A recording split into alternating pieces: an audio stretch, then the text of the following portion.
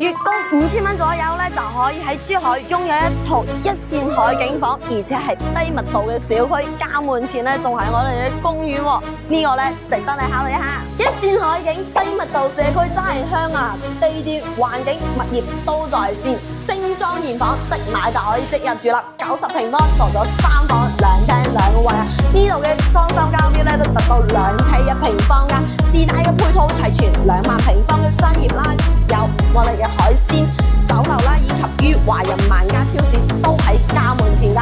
咁落樓就可以滿足得到各位街坊嘅日常需求喎。佢呢個小區自帶嘅配套咧亦非常之齊全，好似我哋嘅恒安泳池、室外泳池、健身房、瑜伽房、影視廳、會議廳等等，仲有一個咧我哋私家嘅碼頭噶。